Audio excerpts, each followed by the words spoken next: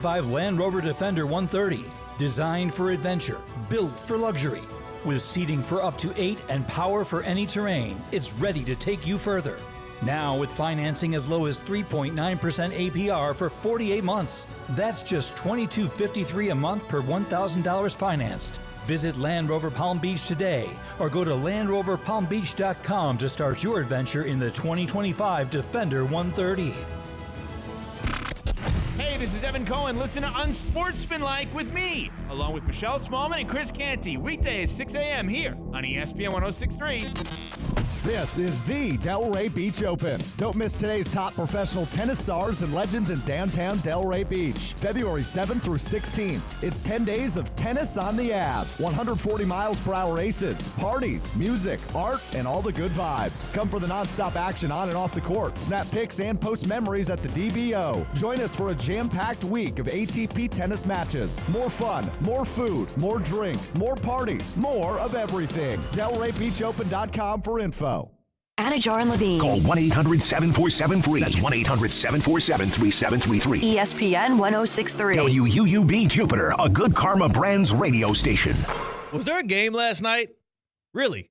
Because nobody seemed to care other than that lazy, sorry team that already lost to Michigan this year. I'm not even concerned with the Buckeyes today. Live from the Anajar and Levine Accident Attorney Studios. The man your man could smell it. Theo Dorsey is theoretically speaking. But are you a different animal and the same beast? Streaming live on YouTube. You're gonna break up with me because of what I do on the radio? Here's Theo Dorsey. Good people. It's Theo Dorsey, C-Cat on the other side of the glass on the ones and twos. It is a Tuesday following a national championship Monday. A tree falls in the woods and nobody hears it. Did it make a sound? If Ohio State wins a game against Notre Dame in which they scored a touchdown in their first 4 possessions, after a 7-7 tie, scored 31 unanswered before then puking all over their face and letting Notre Dame back into it and then coming back to win in what was a game that they were decisively better than Notre Dame. If they win that kind of a victory, on a night where people were asking me, when's the next time we're going to get a football game? I'm like, yeah, tonight, the College Football National Championship game. It's happening in Atlanta. If that happens, does it really matter? Because it seems like it doesn't even matter that much to Buckeye fans because they're so concerned with defending themselves against that Michigan loss still. How is it, C-Cat, that minutes after they win the national championship, the Buckeyes fans, those people out of Ohio, are so they resonate so much with losing and destitute that they're already trying to fend off folks from the big house? I don't know. That feels like if you're an Ohio State fan who's getting chirped by Michigan, you kind of go on ignore mode. You should. That kind of feels like the path of action in that case. But I'm just bitter, mad, and I feel like for the past year, all of but one game that I had a genuine rooting interest for turn into a loss out of my favor, whether it was a team I was earnestly rooting for and one of my favorite teams, or rooting against a team that I hate and just didn't want that team to win. I am on a cold streak of all cold streaks. I'm talking about games that there is actual doubt that I might not be on the right side. I'm not talking about the cupcake Penn State games against Boise State or SMU. I'm not talking about the Yankees versus the AL Central, whoever they come up against. I'm not talking about the Ravens against the Steelers in the playoffs where they were a beaten dead dog. I'm talking about games where it's a coin flip or something close to that. I am just a sad sports fan. This sucks, man. Michigan, then Ohio State. I don't want those teams to win. I don't want those teams to succeed. Yeah. I don't have conference pride. I do not care at all. You shouldn't, though, by the way. You shouldn't. No. Yes. It's funny, too, and I have a bone to pick with the SEC. We'll get to that likely not even today, likely sometime this summer when there's nothing else going on. Bunch of Nick Saban merchants. You know why the SEC is so hell-bent on celebrating the power and the pride of all teams that do well outside of their own? Because most of them are miserable losers that just kept running up against Nick Saban. Yeah, it rests on his laurels, on the Alabama laurels where, You take away every Alabama championship, you have one LSU pop year, we're talking about in recent memory. Right. And you've got 2 pop Georgia years. And the Auburn year. And the Cam Newton year. Yeah. Which was really, that's Florida's quarterback that got kicked out for other reasons and then bounced around and boom, back at Auburn, wins a national championship.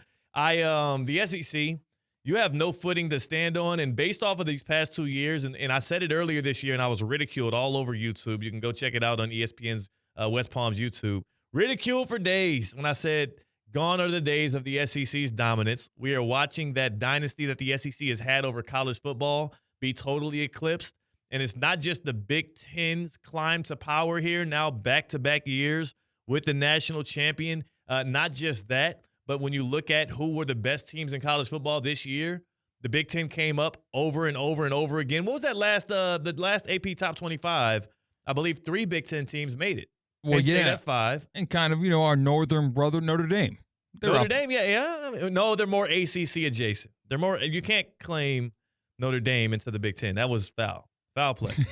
Not allowed. No, I think honorary. I think Penn State and Notre Dame should play every year. No.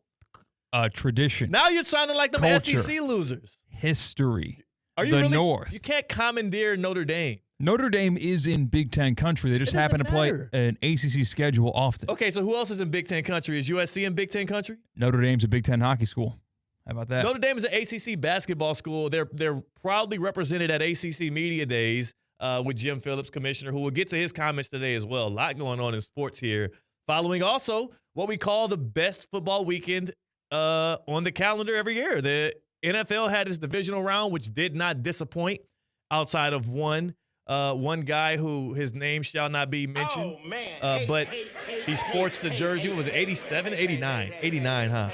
All right. And has hands of stone, is a joke of a security blanket for Lamar Jackson. We'll get to some of that, too, later. We already got a lot of it out on that reaction show. But you're right, C-Cat.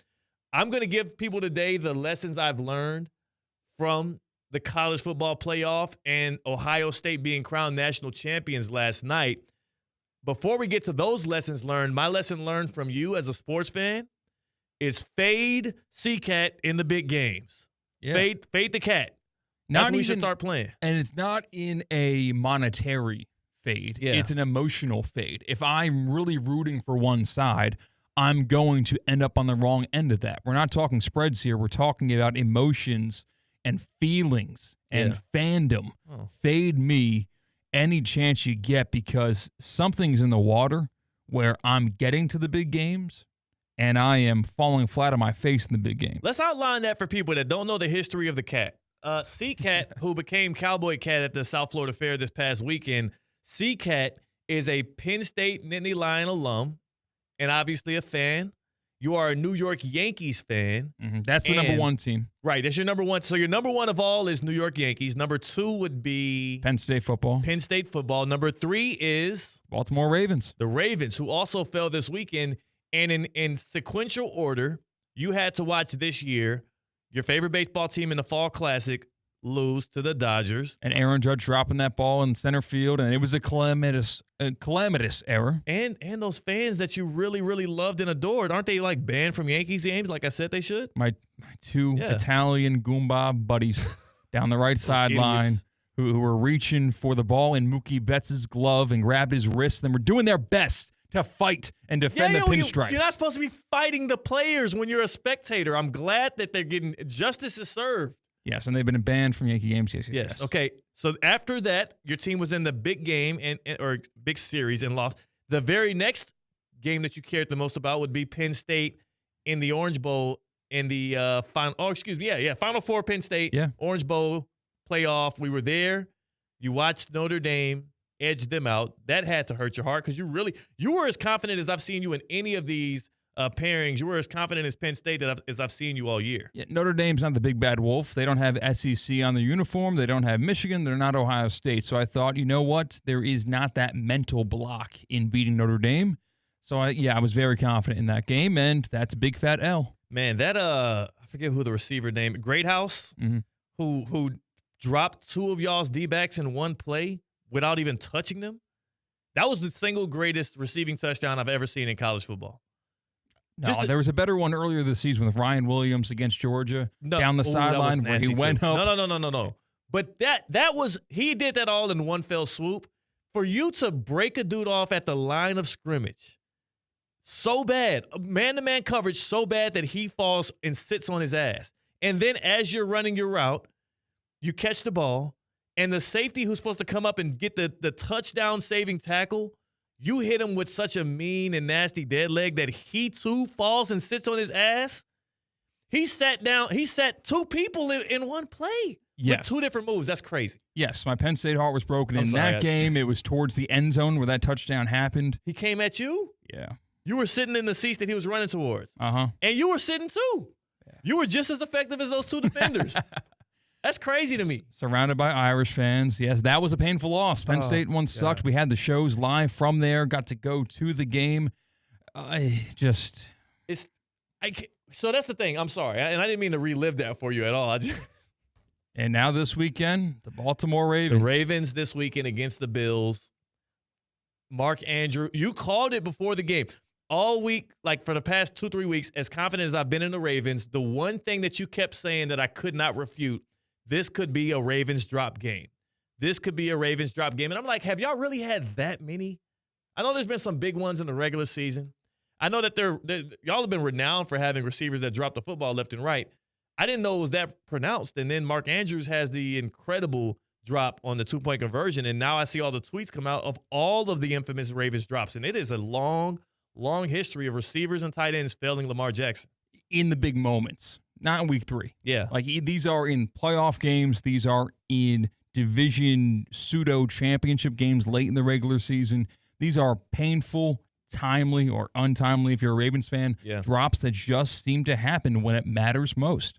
So, given all of that context, yet again, you were confident in your Ravens. They lost that game as well. You went 0-for-3 in those big games. And then even last night, you decided to hitch your wagon to Notre Dame, partially in spite of our guy Mike Rizzo and other Ohio State fans who are just insufferable in spite of them, but also partially because you consider Notre Dame Big Ten nation. The fact that you just got done ridiculing Fighting Irish fans for jumping on board because they're Catholic or they're Irish and all, and now you're bringing them into the Big Ten. You're a hypocrite. Yeah, I got confirmed in 8th grade. You know, I looped in with the Notre Dame fans for a second there, but it truly, totally, and honestly was simply because Mike Rizzo works for ESPN West Palm, and I couldn't help having someone else win a national championship, win a championship in any sport, and I can't share the space with that person. At the very least, we know that he is still miserable at the fact that they lost to Michigan, which to me, that gives me some resolve. As a Miami fan who I've hated Ohio State, I hate all of Ohio sports. I've hated Ohio State since I was a kid, since the incredulous call, pass interference, Fiesta Bowl, Chris Gamble. I'll never forgive that referee for that. I'll never forgive Ohio State for that. So I revel in their defeats, and last night I wanted them to lose as well. I've never seen Mike Rizzo look more confident in my life than today. He looks like Nick Cannon. Have you seen the show, the movie Love Don't Cost a Thing? No. Nick Cannon, Christina Aguilera, or Christina Milian, excuse me. And it was one of those like get your groove back things. He was a nerd. He was a dork. He was wearing these clothes that didn't fit him. She got him right. He started dressing suave. He started macking on women and stuff. That's Mike Rizzo today. He has all the confidence in the world. We saw him earlier. Not only did he loop us into the stupidest conversation I think I've ever had about sports talk. That was a ridiculous conversation he looped us into about 2025 predictions. He also was just posted up against the wall here, juggling a soccer ball in his hand. Like, just so smug. Maybe the Nick Cannon reference didn't catch my drift in my grow up, but this one did. I'm thinking Tobey Maguire Spider-Man 3 when he gets infected with the black stuff and he's walking down the street and doing dance moves and hitting on ladies. Okay, yes, yeah. You know what I'm talking about? that That's scene, what I'm thinking of Mike Rizzo now that he's gotten another taste of a national championship. He literally is I've never seen him live like he's usually a little bit on edge. He's usually a little frantic. He's usually pacing back and forth in the hallways. Right now, he's so cool, calm, and collected. Like, that championship was therapy for my guy. Yeah, He's got like a pocket knife and an apple, and he's shaving the apple with a pocket knife. Cool, calm, collected. That's the Mike Rizzo experience right now. He might start like chewing tobacco and spit into a bucket. We've got what I've learned. One of my lessons learned from this national championship game is simply a championship win for a guy like Mike Rizzo can turn him into a guy that's just vibing and kicking it. It gave him all of the flavor in the world. Ohio State won the very first playoff national championship when they moved it to 4 teams in 2014. They have now won the very first 12-team playoff, a victory over Notre Dame by 11 points in Atlanta. We crowned them the champions. Now, what have we learned from this college football season? In all seriousness, this Ohio State football team, as much as I've rooted against them, as much as I have clowned their fans and all of the loser fans out of Ohio who are used to being, in the cellar, who are used to being made fun of, who are used to being in the position of, well, most of their other teams right now. To all of them, I have to say this. The best team in college football this year did win the national championship. Ohio State was clearly the best team. I don't think there's any argument as to that. They proved it in the playoff. They beat this year the number 1 team, Oregon, by 20. The number 3 team, Texas, by 14. The number 3 team, Penn State, by 7 in a game where Mike admitted he was a little nervous. He thought your Nittany Lions had him. Notre Dame, they beat in the national championship game by 11. When Indiana was 5th in the nation, they beat them by 23. And then Tennessee, to open it up, they get them by 25 points. They proved it when it mattered most. They are the best team this year in college football. I can say that while also being puzzled with what to do with this statement. Ohio State is somehow the most deserving college football champion of all time and the least deserving. They have it both ways because as we have now deprioritized the regular season, Ohio State was the direct beneficiary of that. Ohio State and the other team we saw last night, Notre Dame, direct beneficiary of us saying the regular season no longer matters. And if you're a Buckeyes fan today, you can celebrate and rejoice in your national championship. You're going to be a little miserable because Michigan fans are going to hang over your head that loss you had against a bad Wolverine team. But outside of that, too, you proved it in the playoffs. Congratulations. You did not prove it during the regular season. Any other year, you would have never had a shot at this thing. It's why I'm so conflicted right now. Ryan Day gets to keep his job, not because he made this run happen this year, but because it happened in 2024 and not 2022. This same season happens for the Buckeyes in 2022. They don't make the playoff. They play in a random, meaningless Fiesta Bowl game, and Ryan Day is likely trying to find an offensive coordinator job in the NFL. Like, oh, what a difference a year makes. Oh, what a difference a rule change makes. That's what gave Ohio State a national championship. So do with that what you want. Does that give you any resolve, CK? No, it doesn't. I think that there are a lot of things at play here, and I think that Ohio State's shortcomings in the regular season put them in a position that allowed them to be the, quote, most deserving, allowed them to beat all of these top 10 teams by a certain amount of points. If they take care of business when they should have in the regular season, they've got the easy Penn State path. And when I say all these teams, if they beat Michigan, they have the easy Penn State path where they're not really looped into that. You don't really respect Ohio State's run as much as you do now if they beat the Boise and they beat SMU. Yeah. They beat Notre Dame in the semifinal. You don't really respect that Buckeyes run to a title as much as you do since they were put behind the 8 ball in the 8-9 game and then against Texas, and then we know all the history there. Yeah. So you're saying that them losing to Michigan almost heightened the value of their national championship because they did it in a tougher path. And I also think that there is something to having a tougher path makes you better equipped to win the national championship game. If you are practicing for 2 weeks to hit a baseball, and what you have to practice with is a wiffle ball bat, you take all those practice swings every single day. You're taking 25 swings with a wiffle ball bat, and you're really getting your form down. And then when the game that matters most, the national championship game comes, you're given a normal 32-ounce wooden baseball bat. That swing's going to feel different. When you are playing Boise State, when you're playing SMU, when you're playing lesser teams, higher number seeds in that bracket, It's going to feel a whole lot different than when all of a sudden you have a real big dog contender in a national championship game who can match you blow for blow in those critical moments in the game. So by swinging with a regular weight bat, by having to beat Tennessee, who has a good offense, by having to beat Oregon, who was number one, by having to beat Texas, who had an argument to be a top 3 team in the country, it best suit them to play Notre Dame because they were battle-tested this whole past month, priming them for them spot. Yes, it also put them at risk to not be in the spot for a national championship game, but they were definitely well-suited to win it because of the trial by fire. So you're right, and that's why I do say they're the most deserving team to ever win a national championship in college football. They went through maybe the toughest road to get there, and they won those games when they actually mattered most. But that's why I also say by the same token, you flip the coin, they're the least deserving team in the history of college football to win a national championship, outside of course, the ridiculous shared titles of the 1930s and 40s and whatnot. Outside of that, like in modern history, they are the least deserving because their path to even be considered a team to be in the 12-team playoff came with the blemishes that would have made them not qualified to be in the national championship game in the first place. In no other season in the history of college football does that team get a chance to play for it. This year they did, and that's why you can't have it both ways. So either you agree with me on one of these 2 points. They're the least deserving team to ever win a national champion, or college football has effectively deprioritized the regular season. One of the two have to be true.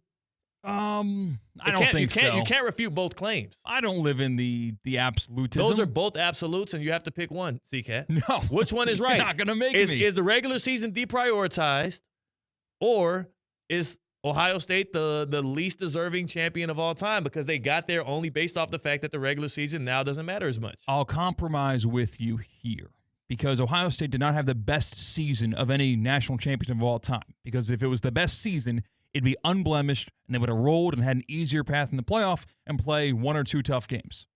So I would not say most deserving. Absolutely not, because they didn't deserve it because of the display they put on against Oregon. Tough game, but they lost. And then the display, obviously, against Michigan. That was a disqualifying loss. That's a disqualifying loss to lose to an unranked team. An unranked team that late in the season, that's not like it happened week 1, week 0. That was the last mark we had from them. So, and it bounced. Come on. It bounced them out of the conference championship. Let's tackle your devaluing the regular season. Yeah. I will say it does lessen the value of the regular season if you're among the elite. That's where it is. Where one lesser team, one middle-of-the-road team, one team who is a 10-point, 17-point, whatever it is, underdog going against one of those elite teams, just sneaks them, haymaker, catches them on a week where they're looking ahead. Yes, that loss does not mean as much as it did in 2013. Yeah, that's true. But to say it deprioritizes the entire regular season in college football is a fallacy, because we're seeing these regular season games matter so much for seeds 5 through 12. There's a reason why Kansas beating Colorado was a big deal towards the end of the season, because that was a playoff disqualifying loss for Colorado. I think you just proved my point, because the elites are all that actually matter in the grand scheme of things in college football. That's not me telling you that. That is the broadcast partners telling you that. That is the 12-team playoff selection committee telling us that year after year after year. That is also literally the players telling us that, because that's where they all want to transfer to or go to be able to contend. Like, what matters and what moves the needles are what happens to the elites of the elites. And if the elites of the elites do not need a pristine regular season to get into the 12-team playoff, then the regular season is deprioritized. That Colorado-Kansas game, like, where does that rank amongst games that actually mattered this season? Well, who knows? If Colorado won the game, maybe it would matter, because maybe Colorado would sneak up and beat somebody they shouldn't have in the early rounds, and maybe we see Colorado for some reason in the Final Four. Whole lot of maybes there. Whole lot of babies there, but we know the games that actually matter involve the elite teams in college football. It's one season. It is one season, one set of data. The regular season. Maybe next year it won't. We only have one data point. Yeah. We only have one set of statistics where clearly the teams that did not have the bye to the top 4 seeds were in a better advantage because they won all those games. Yeah. But again, that's why I say I'm not saying it as a good or a bad thing. I'm just saying it as a matter of fact. The regular season does not matter as much anymore because the wins and losses on a week-to-week basis for the pristine, for the big powerhouse programs like your Ohio States, it will not disqualify you. Ohio State can lose the biggest game on their calendar at Michigan, against Michigan, at home, unranked Michigan, and still qualify for the 12-team playoff and make a run to win the thing. That means the regular season doesn't matter as much because in the past that would have got them bounced. Look at even the past 3 or 4 years. We've seen that happen at the end of the year for other teams. Now, I know you're not a self-proclaimed college football purist. You agree with some change where it makes sense. Yeah. So it's fair to ask you this question. Is that worth it to you? Is it worth it to deprioritize the regular season a little bit or to whatever degree you think it is in order to get the best team to win the national championship? I am actually cool with it. I'm cool with it, and here's why. I am able to be objectively honest about what actually happened this year, and I can say the best team did win the national championship game. If it gave us a true champion, I'm fine with it. I always believe that any of these teams that squeak in between 12 and 8 aren't going to have a legit shot at winning the title. What I did not realize or recognize is that a team like Ohio State can have a faulty loss like that to Michigan, fall into the back end of the top 12 or whatever in the CFP playoff, and then have a shot to go swing at it. But my argument was never that they couldn't win it, or excuse me, my argument for those kind of teams like the Ohio States and the Bamas of the world that can sneak in the back end and make a run, it was never that can't happen. It's the fallacy that people try to paint the picture of that says this opens the door more for a Boise State or Arizona State and stuff. No, now you have less of a chance to win a national championship game because now you got to play a team like that.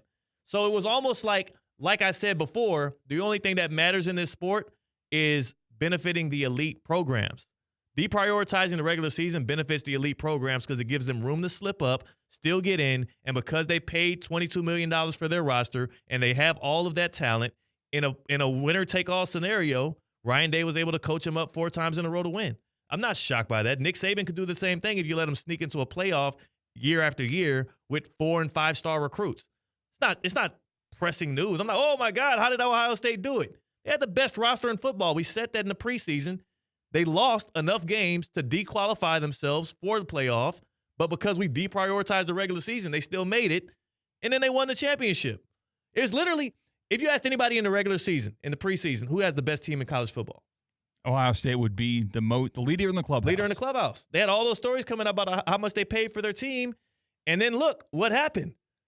They didn't deserve to be there because they lost the games in the regular season, and then they got there. So what I've been saying is what happened. So I think we also got to go back to the criteria and how you set up this bracket. Everybody knows the auto buy is silly. It is bad. Like that's kind of an argument that's been flushed out, agreed upon, and it should be fixed. Whether it is going to be fixed, I don't know. When it will be fixed, I don't know. Jim Phillips is doing something about that. Jim Phillips, and we're going to get to that later on in the show. ACC Commissioner Jim Phillips.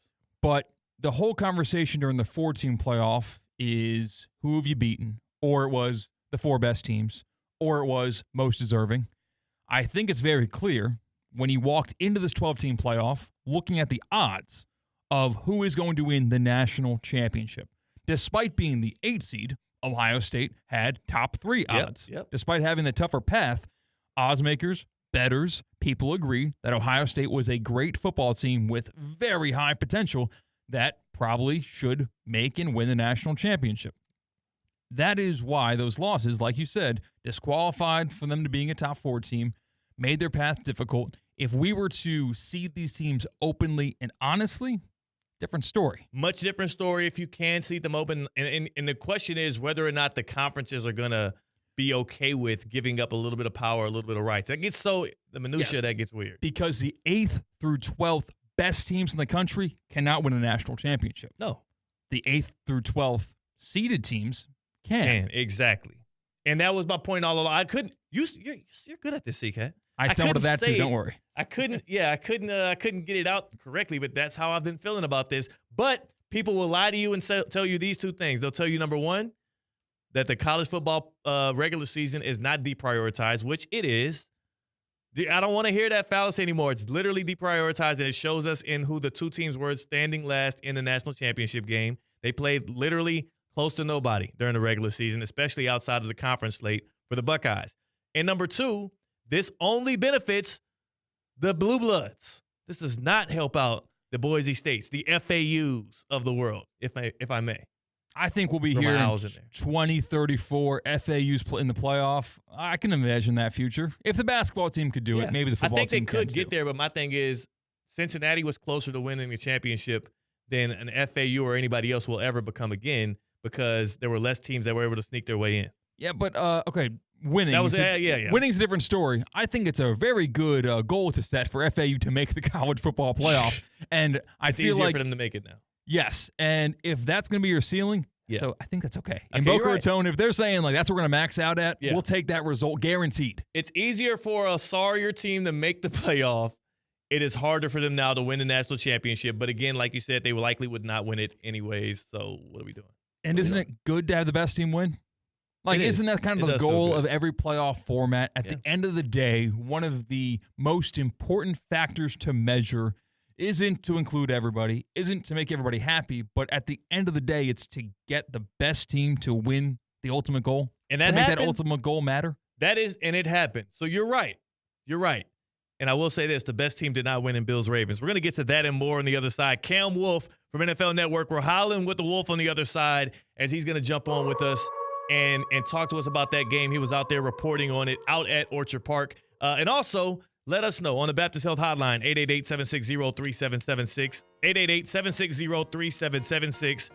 Hit us up on Theoretically Speaking here on the Baptist Health Hotline. You tell us, did college football just prove that they deprioritized the regular season? Does the regular season just matter less now when Ohio State can slip its way in the back door and then be celebrating under confetti in Atlanta? 888-760-3776. That's the Baptist Health Hotline. Are you experiencing foot and ankle pain and need to see an expert in the field? Baptist Health Orthopedic Care is a team of foot and ankle orthopedic surgeons and specialists who are regarded as leaders in their specialty. Visit baptisthealth.net/ortho to learn more today. Baptist Health Orthopedic Care combines its resources of experienced physicians and leading-edge treatments and technology to provide advanced orthopedic, foot and ankle, joint replacement, spine, and sports medicine care. Visit baptisthealth.net/ortho for more information today. Baptist Health Orthopedic Care's office is conveniently located in Palm Beach County through the Florida Keys. Learn more by visiting baptisthealth.net/ortho. We're howling with the Wolf on the other side. That's C-Cat. I'm Theo Dorsey. We're Theoretically Speaking on ESPN 106.3. Live from the Anajar and Levine Accident Attorney Studios. Anajar and Levine Accident Attorneys. Call 1-800-747-FREE. This is ESPN 106.3. Hi, it's Luis Fonsi. In the world of music, versatility allows you to capture the moment and create something amazing. Ford SUVs are designed with the same versatility in mind. The Ford Escape or Explorer can make any day a beach day with room for family and all your gear. And the Ford Bronco or Bronco Sport give you the freedom to go over, around, or through almost anything that comes your way. Ford SUVs, perfect for South Florida. See your local Ford dealer today. Now at DQ Grill and Chill, enjoy $7 meal deals. The 3-piece chicken strip meal deal and the original cheeseburger meal deal. Both come with fries, a 21-ounce drink, and a sundae. Sweeten the deal and upgrade to a small Blizzard treat for just $2 extra. Get more for less at DQ Grill and Chill with the $7 chicken strip meal deal and $7 original cheeseburger meal deal. DQ Grill and Chill with 2 locations, 4828 Lake Worth Road and US 1 just south of North Lake. Calling all sports fans, grab your MVP card and head to Duffy's where you can catch all of the action. Not an MVP? Sign up for free and start earning rewards today. Duffy's is voted the best sports grill year after year with their award-winning burgers and wings. Don't forget about Duffy's famous 2-for-1 drinks all day, every day. And with over 80 TVs in every location, you'll never miss a minute of the game. Visit Duffy'sMVP.com to learn more. Duffy's, our game is always on. The all-new 2025 Range Rover Evoque, where bold design meets refined luxury. Ready to elevate your drive? With 3.9% APR for 60 months, it's the perfect time to make your move. For well-qualified buyers, that means payments as low as $1,837 a month per $1,000 financed. Visit your Land Rover Palm Beach off Okeechobee Boulevard. Or head over to LandRoverPalmBeach.com and experience the 2025 Range Rover Evoque today. Hi, it's Evan Cohen from Unsportsmanlike, and when it comes to the NBA, I'm like a kid in a candy store. I want it all. Tonight, it may be chilly up north, but it's blazing hot in Miami. The Portland Trail Blazers have landed in South Florida for a matchup with the Miami Heat. Live from the Kaseya Center, pregame begins at 7. Hi, this is Scott Smith with Smith Ball Baez and Prather, Florida Injury Lawyers. We are a Florida civil trial law firm that specializes in the areas of personal injury and wrongful death. Our offices are located in Palm Beach Gardens, Boca Raton, and Port St. Lucie. Our lawyers have litigated thousands of matters at the Palm Beach, Martin, St. Lucie, and Indian River County courthouses. Our lawyers, paralegals, and other numerous members of our legal team live in Palm Beach County and Treasure Coast cities and towns such as West Palm Beach, Port St. Lucie, Lake Worth, Palm Beach Gardens, Palm City, Jupiter, and others just like you and your families. We are a statewide recognized law firm, but it is your community and your families that we live and associate with on a daily basis. Our most satisfying achievement is when we know that our legal power has helped a fellow member of our Palm Beach County and Treasure Coast community secure a fair and just huge result. If you've been injured, the lawyers at Smith Ball Baez and Prather will help. Call us at 500-HELP, 500-HELP. With Smith Ball Baez and Prather, help is just a local phone call away. Offices Palm Beach Gardens, Boca Raton, and Port St. Lucie. Improve your golf game fast at the all-new Kaiser University Golf Coaching Center. The Kaiser University Golf Coaching Center has the facilities, tools, and coaching you need. Enjoy the best facilities in the area with an expansive chipping and putting area, practice bunkers, a huge putting green, plus a 2,000 square foot indoor training area with 3 hitting bays, cutting-edge analysis technology, and more. The Kaiser University Golf Coaching Center in the heart of Palm Beach County off I-95 and the Turnpike. Find out more at KaiserGolfCenter.com. The Palm Beach Health Network Physician Group, an affiliate of the Palm Beach Health Network, is committed to delivering high-quality care to the communities they serve. Their award-winning physicians and specialists provide a level of expertise that has resulted in regional firsts and outstanding patient outcomes. For a physician referral, call 866-654-2362. To learn more about the Palm Beach Health Network Physician Group, visit pbhnphysiciangroup.com, pbhnphysiciangroup.com, to get in touch with the Palm Beach Health Network Physician Group.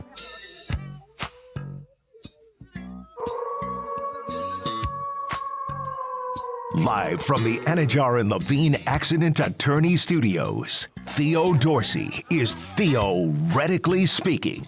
Streaming live on YouTube, here's Theo Dorsey. Like, it sucks being sold out by a teammate. It sucks being, like, let down by someone you trust.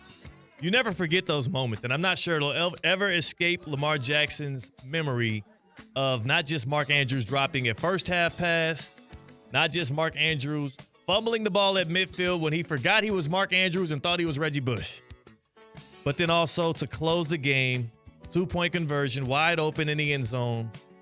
Ball hits him in the chest. His tail hits the ground. The ball bounces out towards the pylon. Ravens lose 27-25 to the Bills. A man that was there at Orchard Park at the game is Cameron Wolf, NFL Network reporter. We are, C-Cat, howling with the Wolf on a Tuesday. And Cam, are you warm yet, man? Like, what the hell? Why do they keep sending you to these ice boxes? I don't know. We need to talk to somebody because I'm tired of thawed off on Monday. But, yeah, I'm just finally getting thawed out. I guess all the good teams play up north, so that's it. Right, that's a problem. That's a problem, and also more domes. More domes in the NFL, please. I'm sick of games being 100%. decided by weather. I'm anti-football weather. Football weather is definitely a conspiracy. It's definitely propaganda. Yeah. Football weather is 72 degrees in a dome. Thank you. That's the purest way football can be played. I want to see the football players play football. I want to see Mother Nature. You know, like, I'm not voting for Mother Nature for MVP. All right, I'm voting for. Yeah, this isn't Survivor. This isn't Survivor. Yeah. This is the NFL. We don't try to see who can deal with it the best. It's who plays the best ball. This is the national. All that money in the world, and y'all can't build roofs. Like I got an awning on my patio. Damn it. Cam, you, how bad was it? Like, what was it like in the stadium when the crowd realized? And I guess it was good because they were home fans, but when everybody in the stadium realized Mark Andrews did not come up with that catch. Well, Theo, I had the perfect spot. I was actually standing about the 10-yard line on the sideline where the ball was coming in. So I was probably maybe, 20 feet away from Mark Andrews. And I tell you, when the play started, there was literally a silence unlike anything I heard all day in that crowd, because everybody assumed they came back and they completed this touchdown and two-point conversion. And then immediately as the ball hits the ground, it erupted with excitement. If you didn't see it, you heard it, what happened. And so I think that 1 to 2 second difference between complete silence to eruption is something I'll remember for a long time. He just dropped it. It was, you could say all you want about the pass not being perfect, but, you get paid 8-figure contract. You got to catch that pass. And so, it really was the play to sort of end the game, so to speak. And I think the Bills crowd knew at that point they had got victory. And I know you can't say it, Cam, but I'll say it. Chris Sims is a babbling buffoon talking about that was a bad pass. He threw the damn ball at the dude and they hit him in the chest. So that was. You hit somebody 2 hands. That's a drop. It's a drop. It's a drop on the paper. Lamar Jackson and the Ravens. Who knew? Who knew they were not the perfect 2-point conversion team? They failed 2 2-point conversions in that game. But wouldn't you say, if you had to pick any team in the league and say, I want this offensive unit to get me a 2-point conversion, I think most people, at least a good amount of people, would say I'm signing up for the Ravens all day. Lamar, Derrick Henry, 2 pass-catching tight ends who are receiving threats. The only thing that was missing was Zay Flowers. Were you shocked that 2 times in big moments the Ravens couldn't make it happen? Yeah, I was surprised. But, the thing about the Ravens is they've been considered the most talented team all season. And the only people who've been able to beat the Ravens have been the Ravens. And that was the case on Sunday, too. Whether it was the Mark Andrews drop, whether it's the Mark Andrews fumble, like you said, thought he was Reggie Bush. Even Lamar had some mistakes in the first half with the sack and the interception. These are plays that, at their best, they don't make them and they win this game, but they just were not at their best. And I'll say this about this team. Like, I was in the locker room after the game. They were angry. They were angry because they felt like this was just a blown opportunity. They thought Derrick Henry was the final piece to put them over the top. Like you mentioned, you got Lamar's legs. You got Derrick Henry's legs. You got pass-catching tight ends. You got Zay Flowers when healthy. Like, it's almost impossible to stop this group when they're on. And for whatever reason, they just kept finding themselves off in key situations and none bigger than Sunday night. Now, I don't want to make excuses for him. And again, we got Cam Wolfe here, NFL Network reporter, fresh off of his trip to Orchard Park to watch the Ravens-Bills divisional round game. I don't want to make excuses for him here. And I'm not talking about Lamar Jackson. I'm talking about offensive coordinator Todd Monken. But he was without Zay Flowers, who is their man beater. And the Bills played a hell of a lot of man and blitzed a lot that would have helped to have Zay on the field. But what do you think the feeling is around the league of Monken right now, who was interviewing for jobs, right? Who was like eligible to go and get himself a job. And now it feels like once again in a big game, he came up short. Yeah. Todd definitely was getting some interview requests, and I think that he's had a really good season. I think the thing that's always going to be a question mark throughout the offseason is what is the ideal balance for this team? Like, when you look at it on paper, they actually ran the ball more than they passed the ball, and that was a huge issue last year. But it just felt like in the moments that mattered the most, they didn't have the ball in their 2 best playmakers, Lamar and Derrick. And, we're talking about Mark Andrews after the game and not Lamar and not Derrick. And so, as good as Mark Andrews is, he's not the best player on the team. He's not the second best player on the team. And so you want that ball and whatever magnitude in those hands. That being said, I don't really have a huge issue with how Todd called the game. I think this was very much an issue of execution. Yeah. If Andrews has better hands, maybe the Ravens are going on to Kansas City and not Buffalo. if Von Miller doesn't scoop up that fumble, maybe Baltimore is moving on. So to me, those are more execution than coaching issues. Yeah, Cam, you were there, obviously, in Orchard Park. What was the demeanor like from the Ravens to Mark Andrews? Everyone not Mark Andrews to Mark Andrews. He's been there for a long time. He's been the number one target for Lamar Jackson for a lot of years before Zay Flowers came around. How did they treat him when maybe the cameras weren't on or the mics weren't hot? Did you see anything different? Yeah, I saw on the sidelines immediately after. You saw guys like Ronnie Stanley, you saw Lamar, you saw Justice Hill all go up to Mark Andrews and give him love, tell him it wasn't his fault. They were good teammates around him. Mark's been around for them for a while, and so they got to be good teammates in that point. But I'll tell you this: they were angry, and I'm sure in closed doors behind with themselves, there will be some venting. And Lamar said it publicly. He said, we can't keep dropping the ball. We can't keep doing this. This is ridiculous. And so that's a direct. There's only one person who's dropping the ball in key situations. And so I think that Mark Andrews is going to have to live with this. And I'll say this, he's a veteran player. I was in the locker room waiting for him after the game. He didn't talk to reporters after the game. He kind of left. And today or yesterday when they had locker room clean out, he wasn't there as well. And so we haven't got a chance to talk to Mark Andrews. And I think that's a part of the accountability area he'll have to figure out in the offseason because, you could say all you want about it wasn't one play, but when they think back to the Ravens season, they're going to think about that drop 2-point conversion, and there's only one person who dropped it. It just sucks, man. Like, that game had so much aura. That game had the flow that you would have wanted. The Bills get up big at halftime. The Ravens march back. We thought we were going to at least get to see that legacy Josh Allen drive. Like, Mark Andrews didn't just deprive us of a Ravens win potentially. He deprived us of the moment that Josh Allen could have had at home. That is bad. For sure. Yeah, that's a great point, Theo, because everybody's assuming, hey, it goes into overtime. There's a minute and a half left in that game. Mm-hmm. I want to see Josh Allen would have got a chance to be the hero or not. And so, maybe you're right. Maybe the Bills still end up winning that game. He might have saved Josh Allen. But yeah, he might have. But it also could have been a situation where, like you're saying, they elevated Josh Allen even more. Yes. If he goes down there 130 and delivers the game-winning touchdown, maybe we're not talking about, hey, what the Ravens didn't do. We're talking about what Josh did do.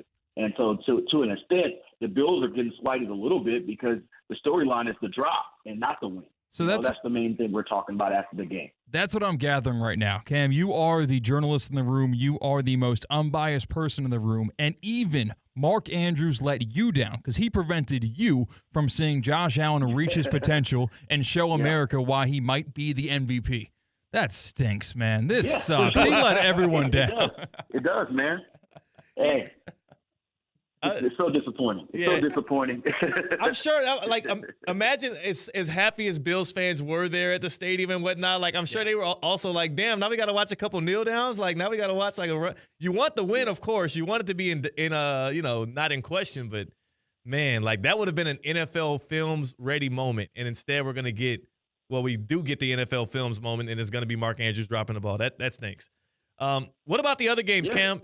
Anything else jump out, though? I mean, I hate to go all Ravens-Bills. That's where you were at. But we had 3 other big games, including a rookie quarterback putting an exclamation point or maybe a comma on the greatest rookie quarterback season we've ever seen in Jaden Daniels. Like, what was your perspective on that?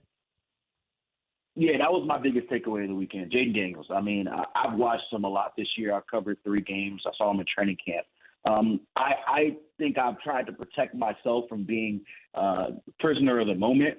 But I think you watch him play, and it just has special, not only special as a rookie, special as a quarterback, period. Like, I will say this, watching him play this season, if I was starting a franchise and picking a quarterback to start, after the Big Four, Jaden might be 5th for me.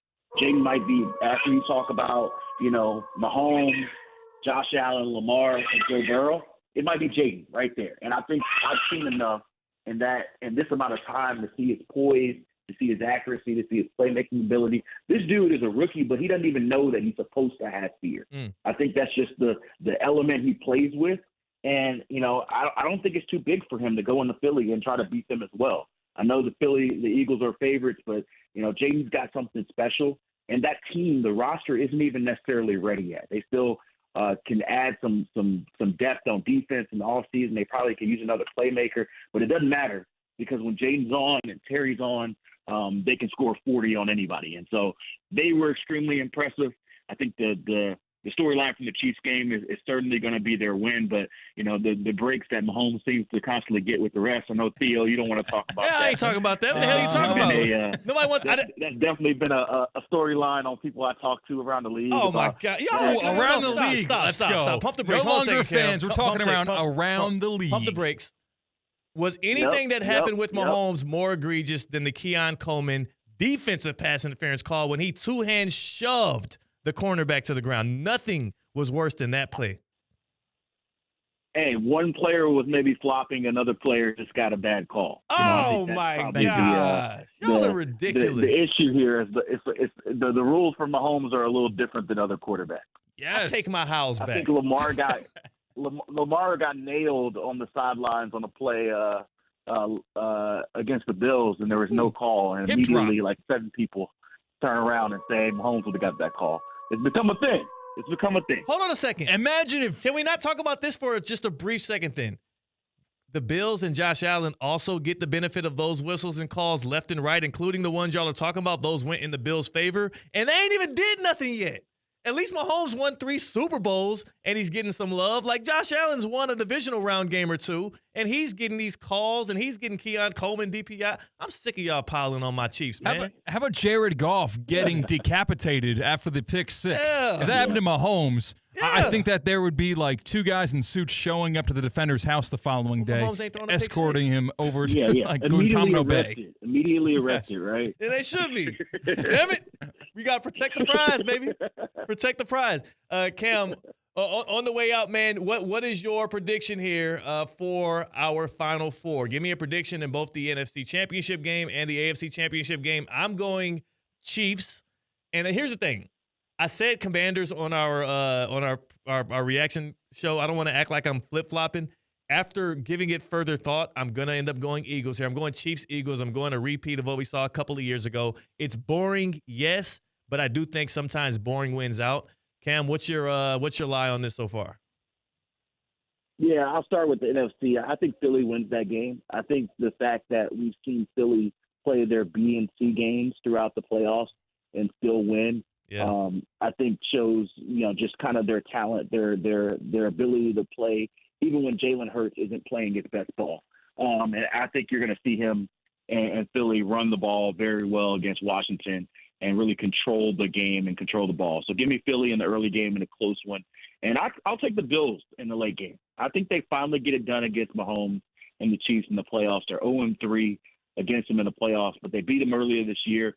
I just think that this new Josh Allen, who doesn't turn the ball over, who's making smart decisions. He even thought about pitching it to James Cook. It's still in there. Last game, and it came in. The little goblin came in, and he told him no. And he told him no somehow. And I think that change has helped the Bills win these type of games where you don't have to worry about is Josh going to throw 3 interceptions. Yeah. I think they get the Chiefs in Kansas City. I'll say this, Cam. Joe Brady does not get enough credit for what he has done to Josh Allen. First, it was Brian Daboll who unlocked Josh Allen, and then Joe Brady kind of put the reins back on him.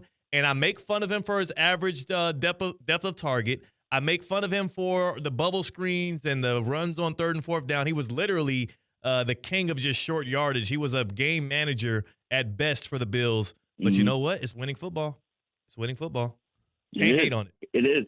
Teams who won the turnover battle are 7-0 this playoff. So it doesn't matter how many yards you have, how many they play. It's winning that turnover battle. Cam Wolf, NFL Network's Cam Wolf, howling with the Wolf on a Tuesday. Appreciate your time, and I heard your daughter yelling in the background there. She agrees with you. She's howling right along with you. She is.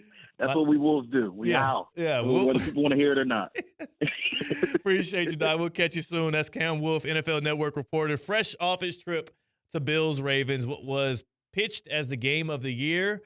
And because of Mark Andrews, we'll never forget it, but we'll never forget it for all of the wrong reasons. I don't think I'll ever forgive him for that, man. He made it all about him. Mark Andrews made it all about him. You combine the fumble and the drop, and it's really hard to stomach because the fumble was inexcusable, and it was stopping. There were going to be points scored on that drive. I don't know if it was 3. I don't know if it's 7, but it would have made a difference. Why put Mark Andrews in that spot, by the way? Why was he the number one? Because he was wide open. That's why I'm not talking about Lamar. I'm talking about the play caller. Again, I'm joking. I know. Trust me, I'm not criticizing Monken. I'm just saying up here between the ears matters. And after that huge fumble and after a drop in the first half, at some point you got to say, I don't want to put my season on the line in the hands of a guy that has been faulty this game. That should have been Isaiah Likely. They've been practicing all week.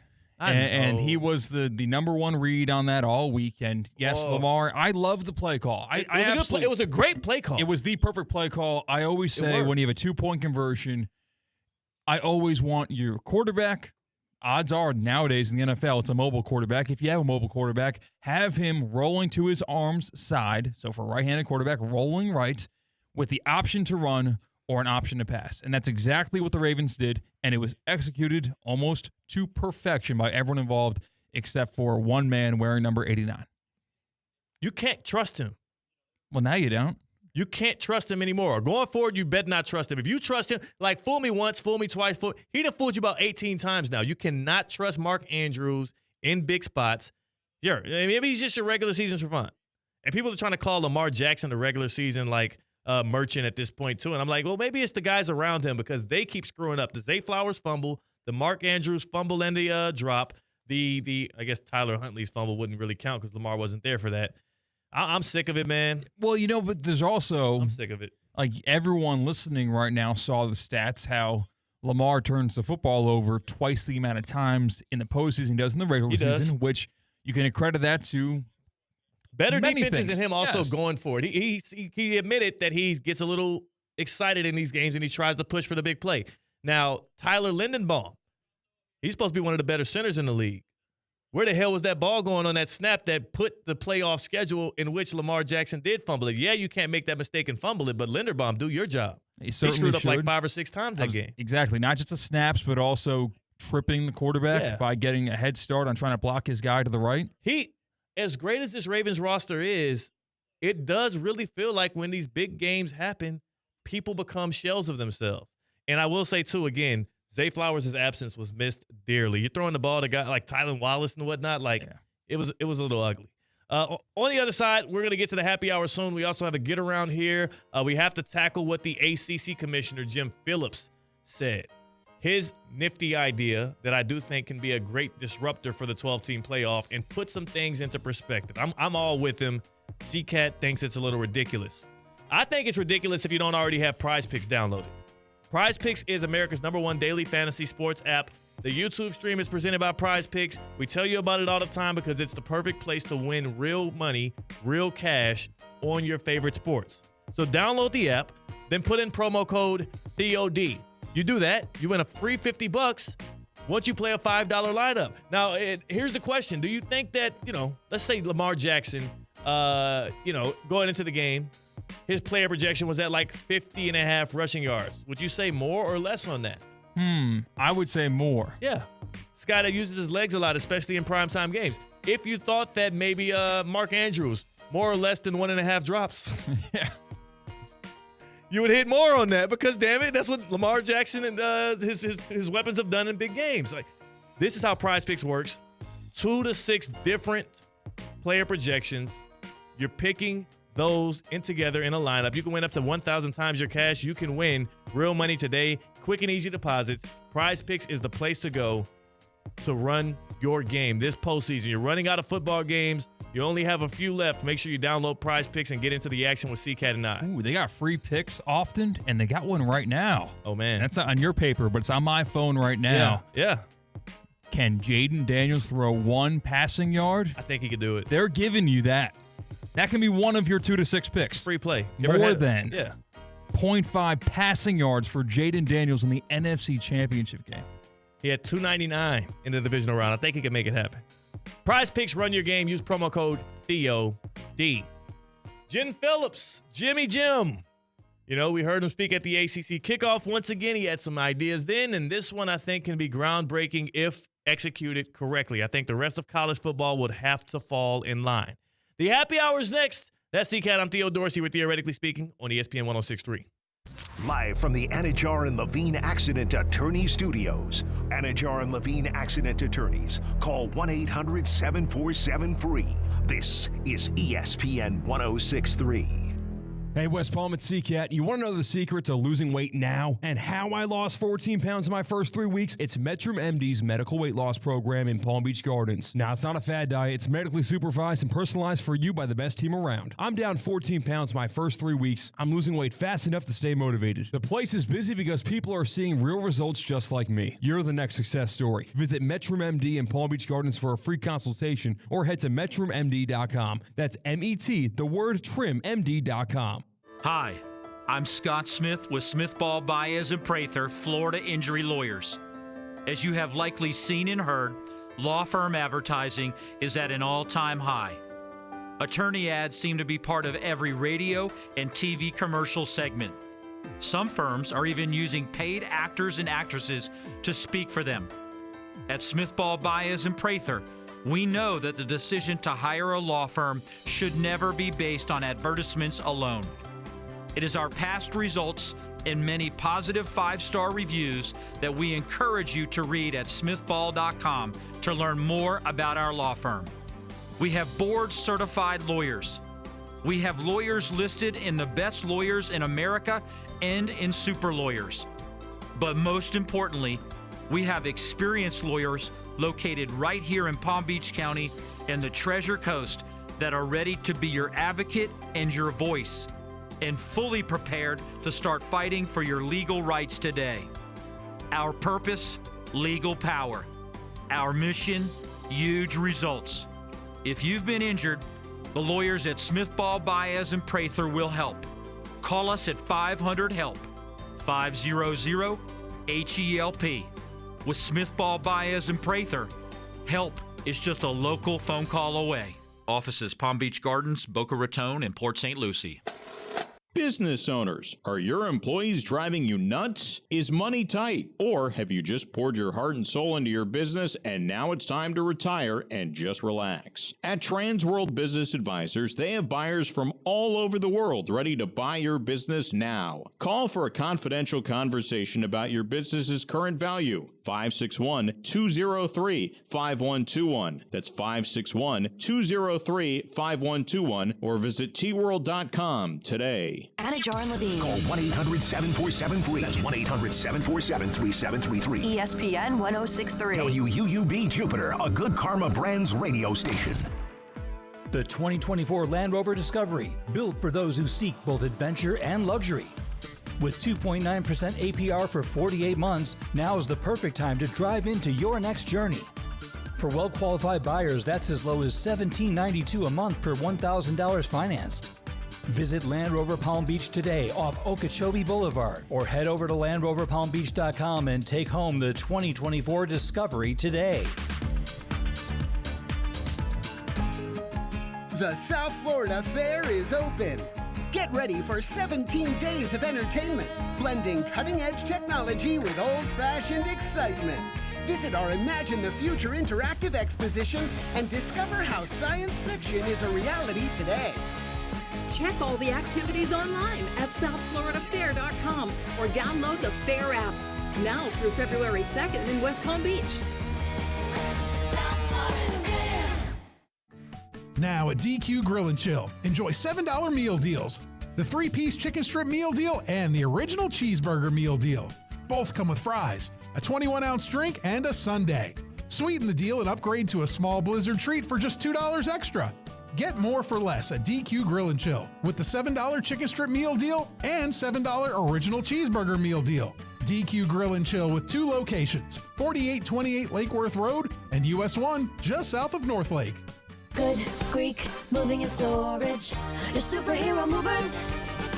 The Palm Beach Health Network Physician Group, an affiliate of the Palm Beach Health Network, is committed to delivering high-quality care to the communities they serve. Their award-winning physicians and specialists provide a level of expertise that has resulted in regional firsts and outstanding patient outcomes. For a physician referral, call 866-654-2362. To learn more about the Palm Beach Health Network Physician Group, visit pbhnphysiciangroup.com, pbhnphysiciangroup.com, to get in touch with the Palm Beach Health Network Physician Group.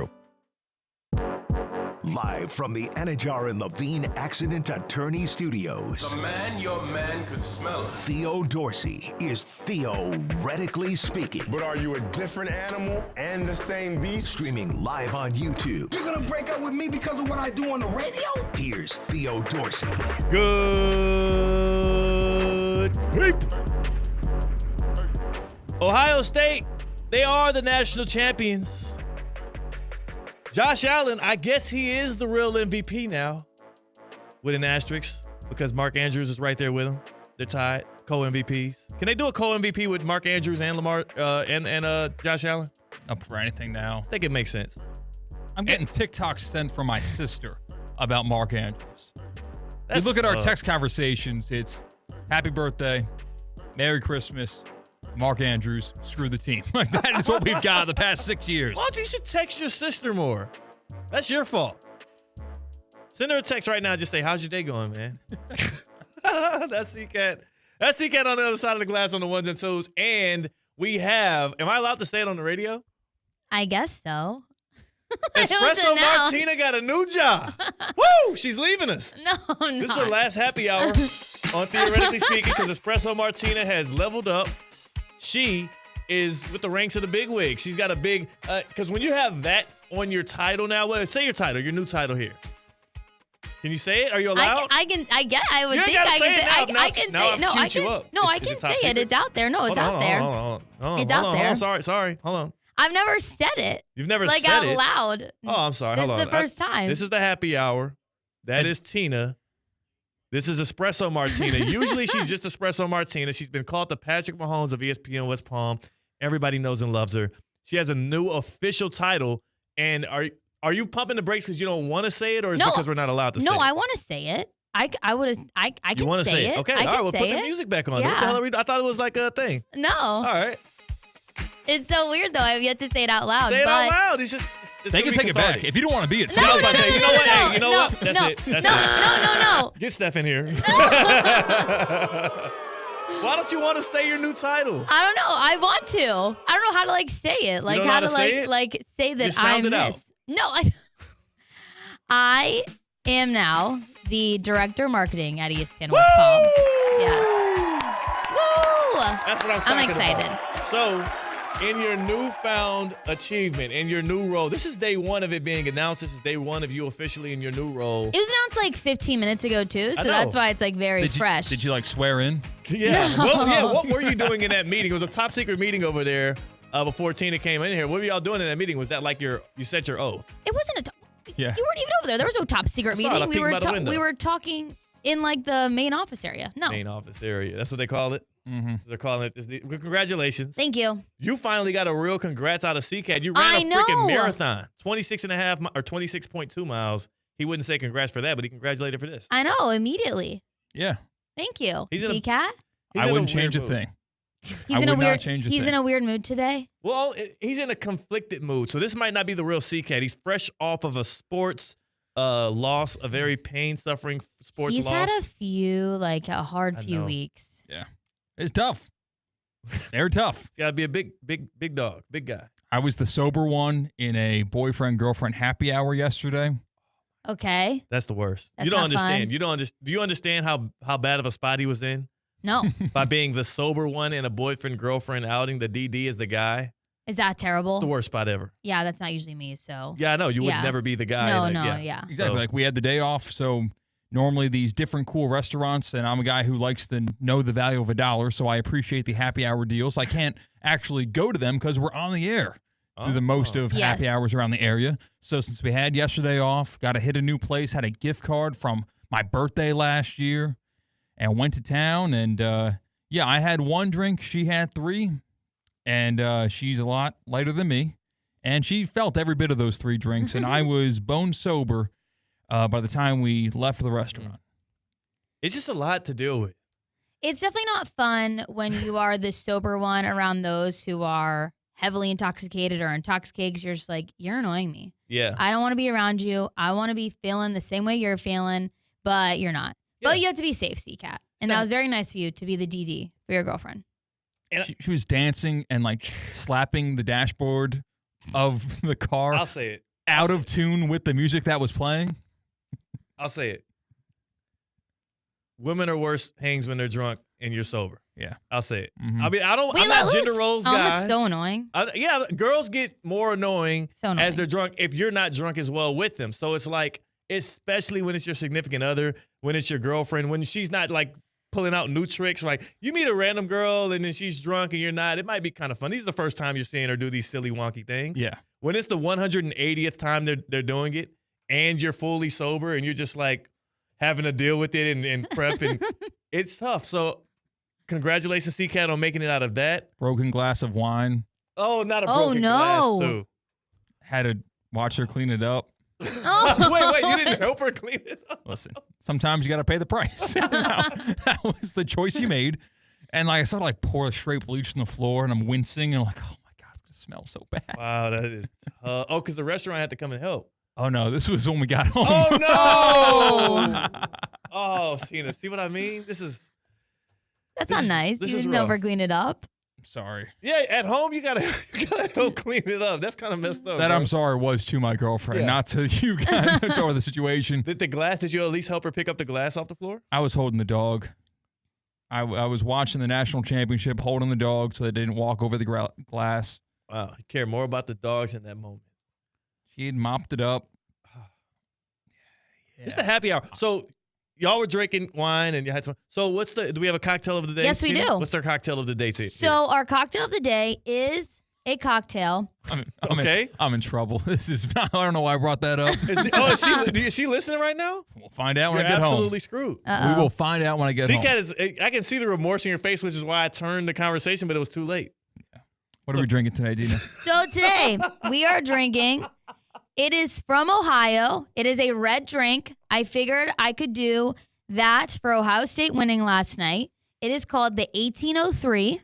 Hey. And it is, you want to know the ingredients? Yeah.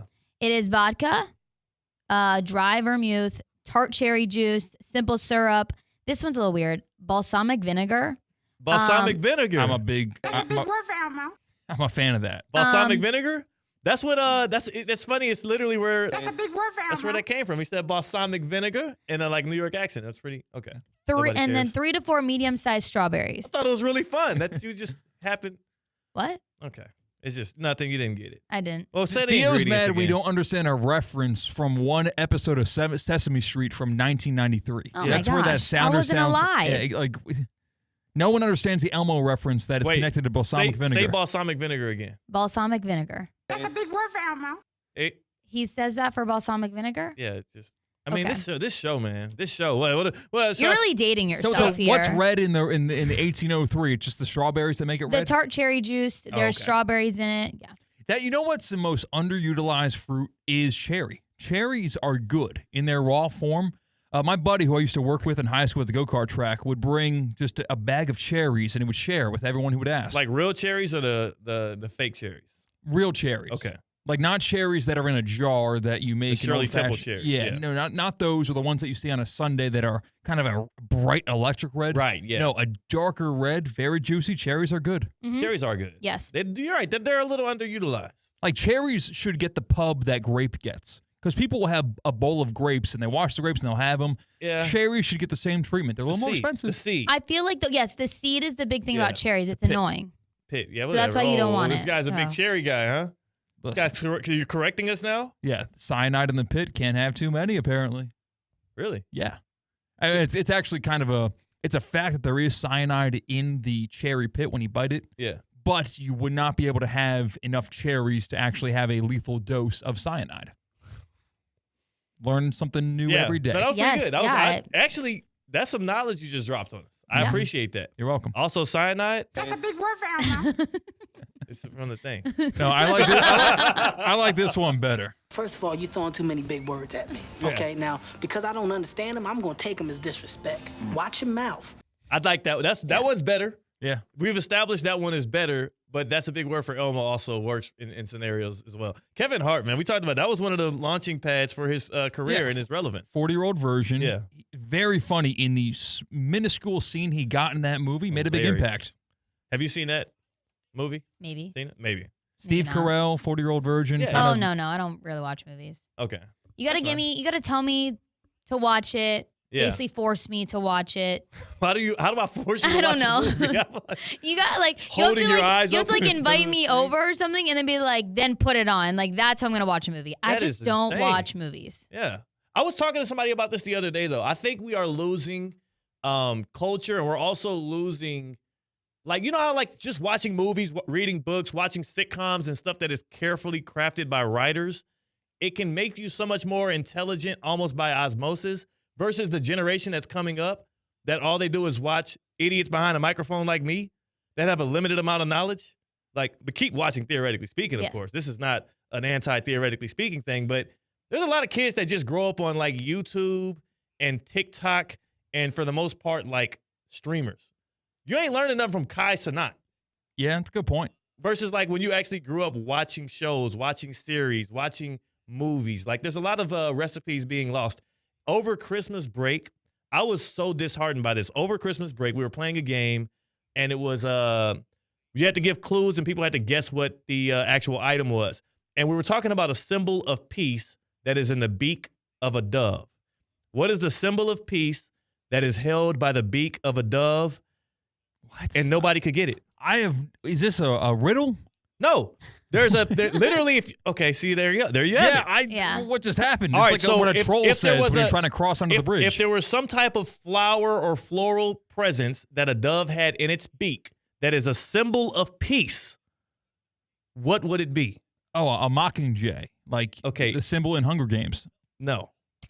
What would a dove be holding in its beak? A white flag. Okay, that's a surrender. Similar to peace, I guess. A rose? Not a rose. They guessed rose. And I'm like, how do you guess rose? Peace? An olive branch. I extend an olive branch. You put an olive branch in a dove's beak, and it's... So you think because who didn't know this? So neither one of y'all knew that for real? That an olive branch is a symbol of peace? I know extending the olive Yeah, I branch. know but that. I've never seen it visually. All right, that's cool. I mean, Same, when you can put an olive branch in front of me, and I don't know what that is. Sure, when I went to Italy, there were olive branches there, and I still couldn't tell you what olive branches look like. Are there actual olives on the branch? Or did you take the olives off and it's still an olive branch? And that's what makes it more mobile. You can bring around place to place. I don't know, C-Cat. I don't know. I am floored right now. This is fake smart stuff. That's not even fake smart. It's just like What game is this? This doesn't sound I forget fun. the name of it. The game is really fun. The game was really fun. It was a trivia game. It was a trivia type game. It was a fun game. We had a lot of fun, except for in that moment when I was disheartened. And I'm disheartened all over again. What happened in the damn football game last night? Jeremiah, how do you all out blitz? How do you zero blitz on Jeremiah Smith on 3rd and 11 with the game on the line? Huh? And, like the defensive back knew he was outmatched, which everyone who lines up against that freshman receiver knows that coming into that game. He had like a 7-yard bubble, and he used every bit of it, made one small inside move, and he was wide open. It's a good ball. It was a perfect ball thrown to him, where maybe the ball is underthrown, it's incomplete or whatnot. But I think you do have to sell out for the run in that situation. I didn't hate it. Yeah. What was more infuriating? Sell out for the run in 3rd and 11? Yes. No, you didn't. Yes, you're worrying about the clock, right? You are worried about the clock a little bit, but like if you're going to sell out for the run, there's one guy at least on that field I'm not leaving on the island, and that's Jeremiah Smith. What I am more puzzled with coaching decisions or coordinator decisions was 4th and goal from the 8 for Notre Dame, and you're down by 16. That was a good play. And you kick a field goal? That was the right move. No, it wasn't. Did you not watch the previous 3 plays when they had absolutely nothing going? You thought they were going to get it on the 4th one? Yeah. No. What do you, I mean, there is, like, these are the law of probability. Yeah. It's about the same probability for you to hit that field goal and go down 13 and get 2 stops and 2 scores versus you trying to get Not 2 even stops, close. 2 scores, and 2 2-point conversions. Ask your Baltimore Ravens how hard it is to win two two-point conversions. They only made 1 out of 5 all year, and they have the best lineup to do so. Notre Dame was 1 for 1 on their 2-point conversions. Yeah. So they clearly had something up their sleeve for attempt what would have been number 1. It ended up would have been number 2 because they used it. If you're down 16 and you need 2 touchdowns and 2 two-point conversions to tie the game, because now if you kick the field goal and you make it, you're down 13, and now all you need is 2 touchdowns to win the game. Yeah, stopping Ohio State is more difficult, in my opinion, than scoring twice against them again. But it wasn't, because Notre Dame's defense was firing, and also Ohio State was playing more conservatively. They were doing really well. Ohio State gave them the ball once as well. Notre Dame proved they could stop Ohio State. In fact, they were one non-all-out blitz away against Jeremiah Smith from actually making it shake. Even if they do have safety help or whatever, I think that Ohio State finds a way to convert there, and I don't think. But yes, because if they made the right decision, they then are a 4th and goal away from that game actually being tied. And a coin flip on the 2-point conversion, yes. But instead, you go for the field goal, you miss the field goal, whatever. You can't kill that. That was a good process by Marcus Freeman. Results were bad. Good process. They call that the Pat Narduzzi, which is Pittsburgh football's head coach who made that same decision. Down by 2 scores, you elect to kick a field goal instead of going for it on 4th down just to remain down by 2 scores. I can't believe y'all are actually finding that as the one pinpoint decision. Like, Al Golden's all-out blitz was worse. I know Al Golden's all-out blitz was worse than Marcus Freeman's decision to go for a field goal. No, because that was the worst there decision. are many situations where that all-out blitz works. You get pressure. There's 0 situations in which you're going to get Jeremiah Smith stop on him with your average corner. That's an NFL wide receiver. And even if the best-case scenario happens with that field goal, you are still down 2 scores. Right. Yes, you're right. You're down 2 scores. But if you score a touchdown, get 2-point conversion. You weren't going to score a touchdown, number 1. You had a better chance. Yeah, you weren't. You weren't. That's just, you needed simple. 8 yards. You needed 8 yards. 8.5 yards. And you got to go for it. It's the most surrender play I've ever seen. Or was it a symbol of peace? An olive branch, if you will. An olive branch. Full circle. Full circle. Instead of a white flag. Why would you send a dove out there with a white flag in it? I was thinking maybe it was like a white rose. Like, I feel like there had to. I knew the white flag was like surrender, but you said floral. So I'm like, okay, it's some sort of flowers. So maybe it's, I don't know. Probably used the wrong word. Like red roses are like love. So roses maybe are love, but not peace. You know, like it can be both. But when I said a symbol of peace, like, well, there's only so many things that come up in my mind, and first thing would be an olive branch or a dove. No way. Not or at all. Treaty? You would think of 2 fingers, or you would think of the actual peace sign that you would see on like a hippie's van. Yeah, but if I said a dove is holding a symbol of peace, I would say, oh, it's an olive branch. He wouldn't be holding a peace sign. Yes. I don't know. No, he wouldn't. No, he absolutely wouldn't. This is absolutely. I'm incredulous. Now I look like the idiot because I feel. John is in Jitson. John is on Theoretically Speaking. Hopefully John, who is pulling up on the Baptist Health Hotline, can speak some sense into this show. John, is that what you're calling about, or are you also mad like me that Al Golden called an all-out blitz on 3rd and 11? No, I want to take it to the fake punt, actually. Oh, okay. All right, so 4th and 2, right? And I think it was early 3rd quarter. Yeah. And they decided to run the fake punt instead of, if you're going to go for it, like go for it with your offense. Yeah. Right? Even I think Herb Street or they were expecting, they said, oh, you got to watch for a fake punt here. I mean, it was no surprise that they were going to run a fake punt there. Yeah. That hurts as well.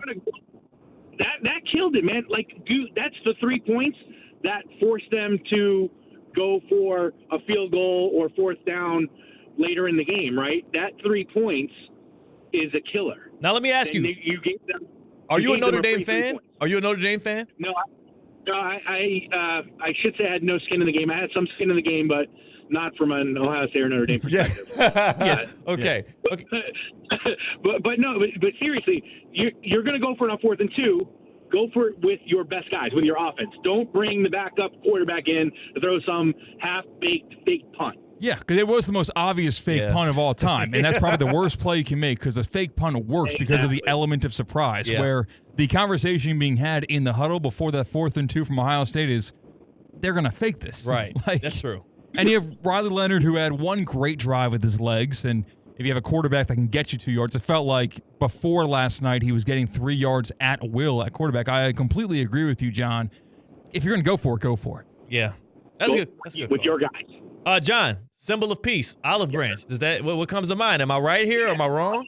Yeah, no, 100% olive branch. Now, I didn't know that saying derived from an olive branch in a dove's beak. Thank you. Okay. But extending an olive branch. I mean, I'm extending you guys an olive branch right now. Thank you. Thank you, John. Thank you, John. Great call by him. And I don't want this to turn into on a Tuesday after we watch Marcus Freeman out-coach Kirby Smart, lead a Notre Dame team that nobody saw getting to the national championship game. I don't want to turn this into second-guessing that guy, because just 2 days ago we were heralding this guy as a guy that might be the next coach of the Dallas Cowboys. Now we're second-guessing some moves he made late in the game. No, but where they were totally outmatched. But that's why it was so jarring, because this guy has pushed the right buttons every step of the way to get to last night's game. Yeah. And there were a couple of layup decisions that just were not made. It was jarring because we held him to a higher standard. He's graduated, and I think Notre Dame as a whole has graduated from the top-tier good team to a national title contender. And a couple of decisions could have definitely heightened their chance to win that game. Going for it on 4th and goal from the 8.5-yard line was one of those decisions where he waved the white flag. He did the Kurt Signetti, let's lose by a little bit less than heighten our chance to win. That's not what he was going for. I honestly do believe he was trying to chip away. That's 2 2-point conversions you can convert, plus an extra point if you hit that field goal. Let me go look back at how much time's on that clock.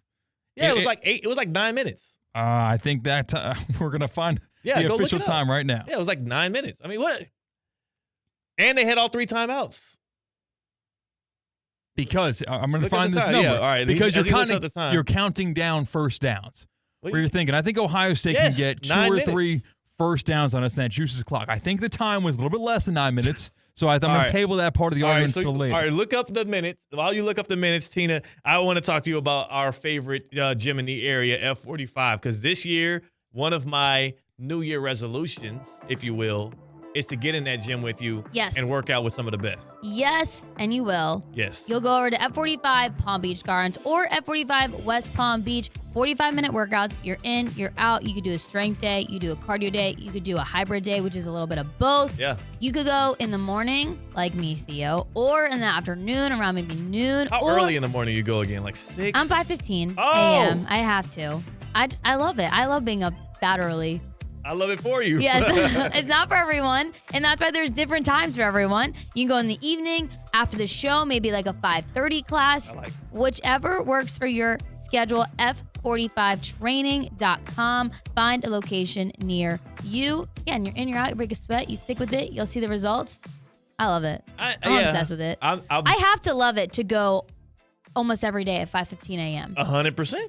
So I believe you when you say you love it. I believe you, and that's why I want to pull up on y'all and see what it's like again. It's been like almost a year since I've been at an F45 class, and my muscles are ready to be challenged again. Speaking of challenged, how much time left? Mitch Jeter missed the field goal with 9 minutes and 33 seconds. Thank you. Wow. Thank you. Yeah. So not only was I right about the symbol of peace, thank you. Oh, my gosh. Thank you to John and Jensen. Also right about the time left in the game. There was so much time left, you can get 2 stops. But the thing is, the worst case scenario, barring a turnover on that 4th and goal play, where it's run back for a great deal chunk yardage, is that all of a sudden you back up Ohio State in the shadows of their own goalpost, which limits their offense a little bit. I agree with you on that. So here's what I would say to this to counter it.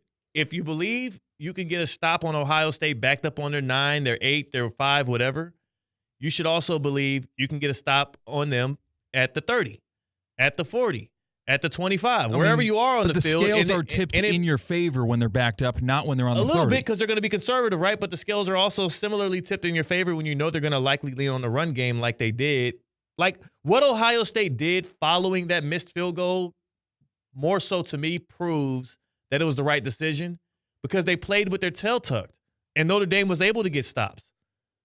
So, like, it felt right to me. And every time I looked at that score, I'm like, damn, if they had only made that field goal, how different would this feel? No, if they only went for it and got the conversion, it would be a tie game. Of course, that's better. If they made it, if they went, because you're trying to win. You're not trying to lose by less. You're also trying.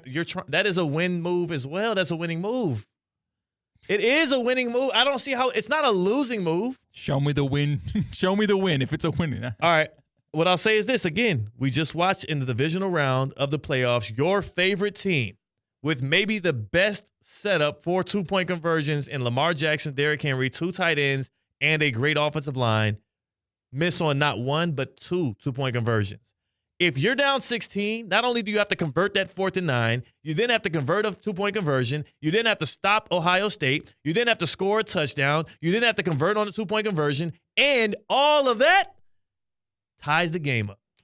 But they did all of that except for giving them the chance to score that first touchdown and 2-point conversion. They didn't do it because they wouldn't have made the damn touchdown on 4th and 9. You got as good of a chance of making the field goal and getting those 2 stops and 2 touchdowns than you do of making a 4th and 9 and then getting a stop and then scoring a touchdown and having to make those 2 2-point conversions. That's a lot of factors you're putting in place for a team that is less talented.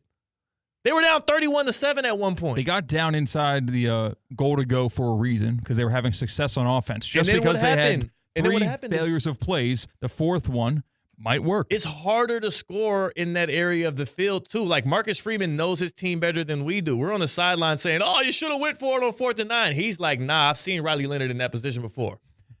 You know what I'm saying? Like, I mean, really, though, I think we have to give some credence to the guy that has the headset because he knows them better than we do. And as a person just watching from the couch, after those first 3 plays, I was like, yeah, go ahead and give it up. Go ahead, kick the field goal, get out of there with some points. And now you don't have to convert 2-point conversions. Now you just need 2 extra points. I forget if it was Holly Rowe or who was the designated sideline reporter for the Notre Dame sideline. As a side point, Marcus Freeman looked like someone killed his dog throughout that game because of how quickly Ohio State got out to the league lead and how much better they looked on the field. And then after the unsportsmanlike penalty, the roughing the passer that gave Ohio State an automatic first down when it looked like Notre Dame had a little bit of wind beneath their sails, he was down in the dumps for most of that game. Yeah. He has no reason to be excited. He had no reason to be happy with what was going down when he's down 31-7, but he looked negative. Yeah. He looked negative. He did. I'm not saying he should have felt positive. No, I'm just saying it was an observation. Dude. His face, he's a very expressive in the face guy. So you're going to see and feel his emotions a lot. How about Ryan Day jumping on the field, waving his arms for the no-good conversion on 4th and 2 on the fake punt that John and Jensen talked about? Yeah. You could see him on the actual broadcast angle when that conversion was dropped, I believe, by Faison in the fake punt, just waving his arms. No good, incomplete. Get a hold of yourself. Get a hold of yourself and also keep him away from Lou Holtz. Get that man as far away as possible from Lou Holtz. I was worried and concerned about Lou Holtz. And remember when he called him out last year? Was that last year or 2 years ago? Yes, that was that. Whoa, oh wait, was that 2 years? That was last year. It was last year, yeah. Moving into my apartment, watching that in the neighborhood, and that was the last taste of my mouth from that move. Yeah. Well, it was a bad taste. The last taste in your mouth from Metrim was a good one because not only did that diet help you eat some tasty foods and shakes and bars, it also got my dog C-Cat Slim. Listen, man, this is insane in a great way. The results are unbelievable. I'm speaking from experience. As you mentioned, Theo, I lost 17 pounds in just 28 days. Less than a month. Got into the bathing suit shape that you would want to be in. Bathing suit? Yeah, man. And people are booking cruises with the holiday money. If you want to lose weight like I did, easily, fast, efficient, and in a healthy way, take the guesswork out of it. Go to MetTrimMD, M-E-T, the word trim, MD.com. Go to that website. They're based right in Palm Beach Gardens, and you can get a free consultation with no obligation. See what they've got going on. See the success stories. I'm one of them speaking from experience. Again, 17 pounds in 28 days with MetTrimMD. They take the guesswork out of it. They boiled it down to a science. It's all personalized, tailor-made for each and every individual that walks into MetTrimMD in Palm Beach Gardens. I can't recommend it more. They provide the food, they provide the supplements, they provide the coaching, and they will make you lose weight fast. So you stay motivated. That's MetTrimMD.com. M-E-T, the word trim, MD.com for your free, no obligation consultation. Do they provide the bathing suit afterwards for you to take the pics in? No. No. You bring it yourself. You bring the bathing suit yourself. Do you have a particular a certain weight you get to or a feel about yourself where you're like, all right, I'm shirt off at the beach walking around, guy? Are you now? I felt didn't want to do that before Metro. Yeah. Now I'm okay with it. I realized that on New Year's Day that I'm not okay with it. I kept my shirt on. You can't just be unabashedly Theo. No, I can't. Whatever version of Theo we've got. It wasn't. My version is not good enough. That's why I'm trying to get in at F45. It's more. I need to add some pounds back on. I'm back scrawny again, and I took my shirt off at the beach New Year's Day, and I was like, you know what? New goal. New goal. As I put it back on, I tried to play it cool. First, I just threw it on, just the head part and left it over the neck for a second.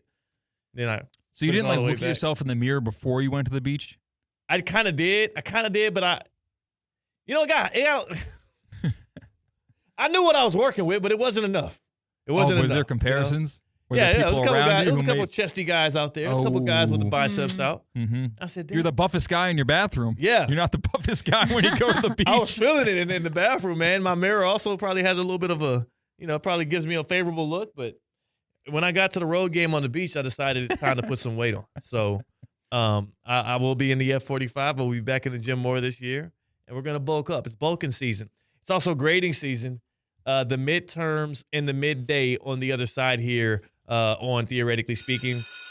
Tina also has our last call to go along with our cocktail. What was our cocktail? The 1803? The 1803. That's the Louisiana Purchase date, right? Is this like a... Nice. That's what I was trying to figure out. 1803, I'm like, what does that year have to do? I think that was Louisiana Purchase. Well, 1492 was when Columbus sailed the ocean blue. Of course, as we all know, when the Americas were discovered. 1803, let's see. Significance. Significance of the year 1803. It's named for the year that Ohio officially became a state. That's why it's 1803. Were they part of the Louisiana Purchase? That lines up north and south. I'm thinking about that. Did they go that far north? It was. Louisiana was huge. Louisiana was huge. That was a big thing. We got it for 15 mil. And it was a big chunk of land. Yes, because there is a commemorative nickel that you can buy, the 1803 Louisiana Purchase. Look at that. Nickel. Look at that. How about that? Look at that. Did you learn that in a movie? Or a TV show as a kid? Yeah, most likely I did. You'll learn more things here on Theoretically Speaking as we continue the happy hour. That's Tina. That's CCAT. I'm Theo Dorsey. The 1803, baby. Shout out Louisiana. We're Theoretically Speaking on ESPN 106.3. Live from the Anajar and Levine Accident Attorney Studios. Anajar and Levine Accident Attorneys. Call 1-800-747-FREE. This is ESPN 106.3. Want to accelerate your career as a manager or executive in the exciting industry of sports? Florida Atlantic University's MBA in Sport Management program is ranked #1 in Florida and 10th in the world. Students learn practical and applied skills from top faculty and experts who work in the industry. With a 94% placement rate for all grads, the full-time MBA program sets students up for success in the world of sports. Check out Florida Atlantic University's MBA in Sport Management program today by going to business.fau.edu. Hi, this is Scott Smith of Smith, Ball, Baez, and Prather, Florida Injury Lawyers. I have said it many times before, and I will continue to say it for many years to come. There is never a good time for a car accident to occur, and most certainly never ever a good time to suffer injuries in any type of an accident. The accident and its overall aftermath will usually cause pain, difficulty, and stress.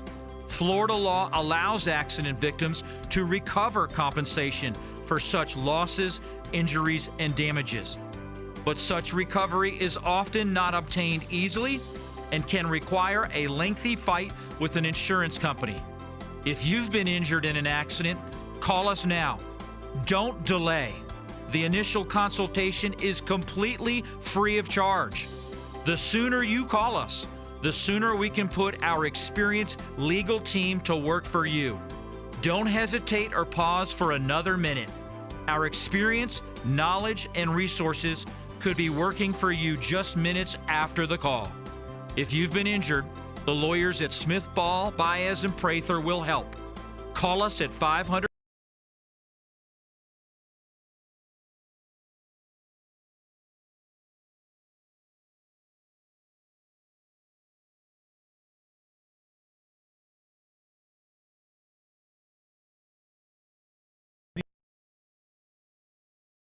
and the original cheeseburger meal deal. Both come with fries, a 21-ounce drink, and a sundae. Sweeten the deal and upgrade to a small Blizzard treat for just $2 extra. Get more for less at DQ Grill & Chill with the $7 chicken strip meal deal and $7 original cheeseburger meal deal. DQ Grill & Chill with 2 locations, 4828 Lake Worth Road and US 1 just south of North Lake. Good people. It's your boy Theo Dorsey, and it's playoff time, so it's now or never. Don't miss out on the last few weeks of football action with Prize Picks, the best place to win cash while watching the playoffs. With over 10 million members and billions of dollars in awarded winnings, Prize Picks has made daily fantasy sports accessible to all. You just pick more or less on at least 2 players for a shot to win up to 1,000 times your cash. Run your games all playoffs on Prize Picks, America's #1 daily fantasy sports app. Think Lamar Jackson will get more than 250 passing yards next week? Will Patrick Mahomes pass for more than 1.5 touchdowns? Cook up hot takes with your friends and win real money this football season when you and your crew run your game on Prize Picks. Download the app today and use code THEOD to get $50 instantly when you play your first $5 lineup. That's code THEOD and get $50 instantly when you play your first $5 lineup. Prize Picks, run your game. Introducing the 2025 Land Rover Discovery Sport. Designed for those who crave adventure, style, and performance. And now it's more accessible than ever with 3.9% APR for 60 months. For well-qualified buyers, that means payments as low as $1,837 a month per $1,000 financed. Visit Land Rover Palm Beach located on Okeechobee Boulevard or head over to LandRoverPalmBeach.com today for more information on how you can take home the 2025 Land Rover Discovery Sport. Calling all sports fans, grab your MVP card and head to Duffy's where you can catch all of the action. Not an MVP? Sign up for free and start earning rewards today. Duffy's is voted the best sports grill year after year with their award-winning burgers and wings. Don't forget about Duffy's famous 2-for-1 drinks all day, every day. And with over 80 TVs in every location, you'll never miss a minute of the game. Visit Duffy'sMVP.com to learn more. Duffy's, our game is always on. Yeah, that brother's starving. Live from the Anajar and Levine Accident Attorney Studios, Theo Dorsey is theoretically speaking. Streaming live on YouTube, here's Theo Dorsey. Brandon, I appreciate you. Brandon in the chat, who also agreed with me on my dove with the olive branch and the beak thing. Yeah, I'm still on that. Can you bring an olive branch tomorrow to show us? Yeah, I get an olive branch. I don't know if I can get my hands on an olive branch. I'm not sure if olives are grown in Florida. I am an olive aficionado. Love a good olive. Didn't you just discover the olive with blue cheese in? Oh yeah, I did. Yeah. Oh man, it's a blue cheese stuffed olive. Top 3 snack right now. I love olives. Yeah, you throw that in a martini, and I really can get things going. You really want to heat things up for the boy. Blue cheese olive and a martini. I'm actually on a bit of a dry January fast right now, so maybe my first drink out. Have you figured out that date yet? When it ends? We started on the 6th. Oh. So we started January 6th. 6 plus 21, whatever that number is. 27. Thank you. This weekend you'll be good. Oh wow. Yeah. Oh, that came up quick. Monday. Praise the Lord. EDS is yes.com. EDS air conditioning and plumbing. I know you all have heard me talk about it time and time again. Well, here I am yet again singing its praises because though it just got super cold, right? Like we just went through a really, really tough cold stretch. That heat always finds a way to return, especially here in South Florida, and you don't want to catch yourself without in the midst of the heat wave. Is your air and water actually flowing perfectly in your home, right? Ask yourself that question. Is my air and water flowing perfectly? If the answer is no, well, EDS is yes. EDSisyes.com. That's where you need to go. And myself, I've been a member. I've been a gold member for a while. It's my go-to when it comes to air conditioning and plumbing. They do it all. They've been serving you since 2006. Your trusted AC experts, making it shake for you outside and around and inside of Palm Beach County. Your budget won't stand between you and your comfort. EDSisyes.com. EDS is a trained comfort specialist. It's hard to stop a train. You can go to EDSisyes.com where comfort matters. EDS is yes. Tina, it is time for the midday midterms. We're going to be grading across the sports landscape, and we're going to be grading, obviously, a few different topical things as well. And the person that gets to put things up for grade is our teacher, CCAT. What do we have? Boys and girls, thanks for coming to school today. Thank you. Thanks for giving me your money. This is a private school. Absolutely not. Oh, okay. Well, I'm on tuition because I'm on the team. Okay. All right, Theo. Scholarship, I meant. You can tell I've never gotten a scholarship. I'm on tuition. Yeah, you damn sure are. The coaching carousel made a turn yesterday, was it? Yeah. Ben Johnson got hired by the Chicago Bears. There were Bears fans that were waiting at the Chicago private airport waiting for his plane to land. 18. Grade the hiring by the Bears getting the offensive coordinator of the Detroit Lions. I'm going A-. And the reason I'll go that way is because it is a similar vein in which the Bears went this past offseason, going with a flashy offensive-focused pick. But I do think Ben Johnson was the belle of the ball. He can get the most out of Caleb Williams. The question is, can you shore up the offensive line and can you maintain a good defense? You want the infrastructure around Caleb Williams to be good. We saw it for C.J. Stroud. We saw it this year for Jaden Daniels. Can you do the rest of the stuff? The fancy plays ain't just enough. Take a listen to what it sounded like when he got, well, kind of introduced to the Bears culture. Everyone get back to work.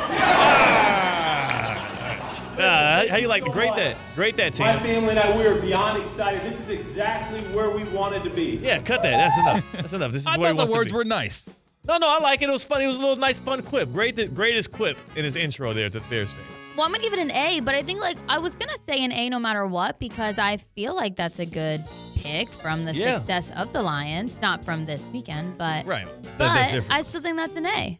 You think the Bears were on Ben Johnson's mind when he had Amon-Ra St. Brown throw an interception? Well, that was Jameson Williams, but yeah, sure. Yes, Jameson Williams. I think so. He was probably like, man, I bet DJ Moore has a hell of an arm. Let me try this play out and see if Jameson can pull it off. Keenan Allen throws the football a bunch. That's true. Keenan Allen does. He's done that for the Chargers, right? Mm-hmm. I'm pretty sure. Well, he did it for the Bears, and the clip that was circling was Keenan Allen's interception for the Bears this year. I don't even remember that one. Yeah. There was so many bad plays and poor lights. What do you call them again? Low lights? That I don't even remember that one. What else are we grading here? We're going to grade Martin Luther King Day. Martin Luther King Jr. Day. Yeah. I feel like it would be a weird spot to say anything other than an A+. Right? Like, where is he going with this? That's why I asked you. I got nothing. Come on, Mr. Radio Man. Let's see you make this entertaining. What if the purpose of the midday midterms isn't to entertain? You know what? A-. Whoa. A-. Room for improvement. Room for improvement on Dr. Martin Luther King Jr. Day. You want to know why? Why? It got overshadowed. There was a national championship game on his watch. We had an inauguration on his watch. Give Dr. King his own day. You could have kept all that stuff to Tuesday. This year's Martin Luther King Day, I'm giving it an A- only because they overshadowed it. How about that? Yeah. Tina? Am I going to jail now? What Theo said. Yeah, Tina. Grade Dr. Martin Luther King Jr. Day. Exactly. All right, grade this his for famous me. speech. 7 a.m. tee times. If you're playing golf, the first one's out. A+. That's the best time to go. Number one, you have nobody in front of you, so you don't have to be held up or wait, hopefully, unless they put somebody on that back nine on you. And also, you get done out here before the South Florida sun hits you and starts beaming down, especially in those later months. I love an early tee time. However, have you ever been the guy who's on time waiting for the guy who's late? Oh, that sucks. Oh, that's the worst feeling. It's the worst. If you do have an early tee time, you have to. The weird thing is you don't want to do that courtesy call / text super early in the morning. It feels intrusive. Trust me, dude. I'm here. What are you talking? I'm pulling into the parking lot. But you kind of have to do it. You got to pull the trigger on that. My buddy is notoriously late, and he's notoriously not very transparent with how late he is. Always, yeah. Oh, ETA 15 minutes. I'm sitting there. Been 20 minutes. Haven't seen him yet. Yeah. So I'm relaying the message that my friend said to the starter there. Oh. So now I'm the jackass. I'm the liar. But that's what he told me. I know. Yeah. That's a tough spot to be in. You got to stop doing early tee times with him. I know you're all on this because you're early workout time. Yeah, I would love that. Yeah. No matter what, I'm getting up early. Give it a grade. Give it a letter. I'm going to say an A+. All right, nice. We all gave it A+. Speaking of A+, Grade Baptist Health Orthopedic Care. You know what? There's no grade that can be established. There's no grade high enough, lofty enough that can be placed on what Baptist Health Orthopedic Care does, because if joint pain is affecting your quality of life, they're there for you. At Baptist Health Orthopedic Care, our team is experienced in traditional joint replacement surgery as well as new, less invasive treatments with the goal of returning you to what you love as quickly as possible. Learn more by visiting baptisthealth.net/ortho today. Baptist Health Orthopedic Care combines its resources of experienced physicians and leading-edge treatments and technology to provide advanced orthopedic, foot and ankle, joint replacement, spine, and sports medicine care. Visit baptisthealth.net/ortho for more information today. Baptist Health Orthopedic Care has offices conveniently located in Palm Beach County through the Florida Keys. Learn more by visiting baptisthealth.net/ortho. Woo! Love a good midday midterms. That was fun. You know what else is fun? What's that? Last call on the way out the door. We got our 1803. We going to toast it up. And Tina. Oh, it's a good one today. I can tell. Yeah, her face lit up, huh? Yeah. What you got on your mind? This quote was said by an ESPN West Palm on-air radio host. Wow. 4 words that you need to fill in the blank. Okay. Playoff games should be played in domes. Not in snowstorms? Theo Dorsey, you said this. Yes, I said this. You said this. Yes. What are we doing? Yes, I'm trying to remember. Not in the elements. You said, what are we doing? This is Oh, your quote. what This are we is doing? your quote. What are we doing is the fill in the gap? Yes. What This are is- we doing? Yes. That is 4 words, and damn it, I was right. Tina, did you not have one? No, this is it. This was given on to paper, me yeah. because I was in the office. I was like, I was trying to look for Ryan Day quotes. I was trying to look for Josh Allen quotes. I was Yeah. trying to look for Dan Campbell quotes, and I couldn't find anything that I liked. And I was given a tweet by Theo Dorsey this weekend. And you're right. Playoff games should be played in domes. What the hell are we doing? Why do we have snowstorms getting in and intruding in good football play? The Rams probably would have beat the Eagles had it not been for snow intruding upon them. That's a dome team. Let them play in a dome. It's the most pivotal game of the year. And after a whole season of playing out in regular elements, you're introducing this new factor. I don't like it. So thank you, Tina. You're welcome. And a toast of 1803 to everybody. That's CCAT, that's Tina. This was the happy hour, more theoretically speaking, in a short moment. From the Anajar and Levine Accident Attorney Studios. Anajar and Levine Accident Attorneys. Call 1-800-747-FREE. This is ESPN 1063. Palm Beach County needs your help to remain a top recycler in Florida. Our dual stream system only accepts certain items for recycling. Food and beverage cans are 2 of them. They, along with pet food cans, go into the blue recycling bin. You don't have to clean them or remove the labels. In 2023, Palm Beach County recycled 3.5 million tons of municipal solid waste. Thank you for helping to keep our community clean and green by recycling right every day, Palm Beach County. Learn more at swa.org/recycleright. As market dynamics change, the quality and service you receive from your accounting firm shouldn't. Partner-owned since 1923, Anshin Accountants and Advisors take the time to get to know you and your unique circumstances to help resolve complex issues and develop innovative tax and accounting solutions tailored to meet your goals. If you're a high net worth individual or business owner eager for a strategy to maximize tax savings, let Anshin deliver value where others can't. Visit ANCHIN.com. Anshin Accountants and Advisors, recalculating what's possible. Banyan Printing, your trusted printing, mailing, and signage partner in the Palm Beaches for over 45 years. Banyan Printing's new metallic ink press adds that extra shine so that your product comes out in glossy gold, sparkling silver, or any other color you want to shine. Banyan Printing is the official printer of Kaiser Athletics and would love to be your official printing partner as well. Order products and learn more about what Banyan Printing can do for your business at banyanonline.com or call 561-586-6220.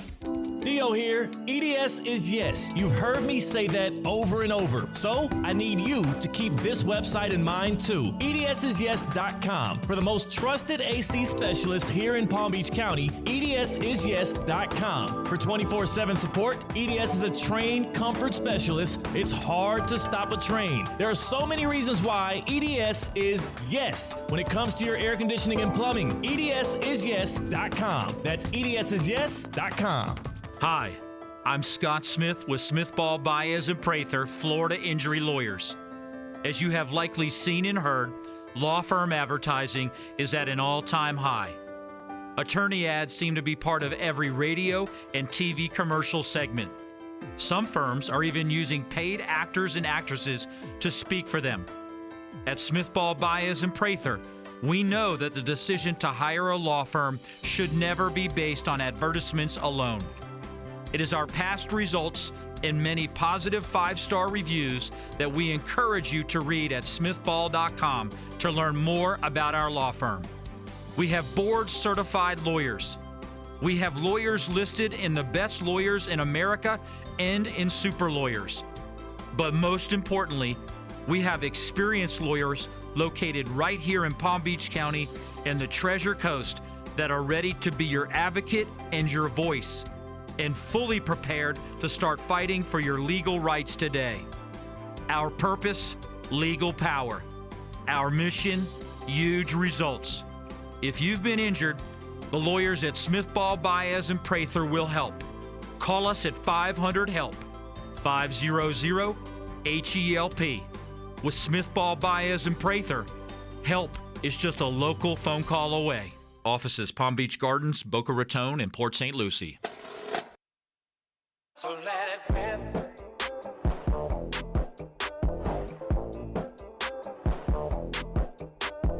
I am delivered. Live from the Anajar and Levine Accident Attorney Studios, Theo Dorsey is Theoretically Speaking.